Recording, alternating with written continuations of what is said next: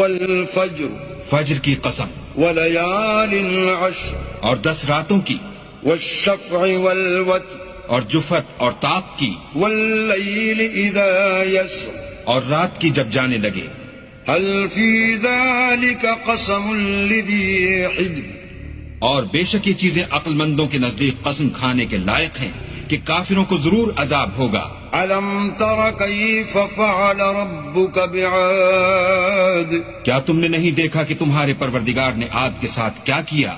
إرم ذات العماد جو ارم کہلاتے تھے، اتنے دراز قد، التي لم يخلق مثلها في البلاد کہ تمام ملک میں ایسے پیدا نہیں ہوئے تھے۔ وثمود الذين جابوا الصخر بالواد اور سمود کے ساتھ کیا کیا جو وادی قرا میں پتھر تراشتے اور گھر بنا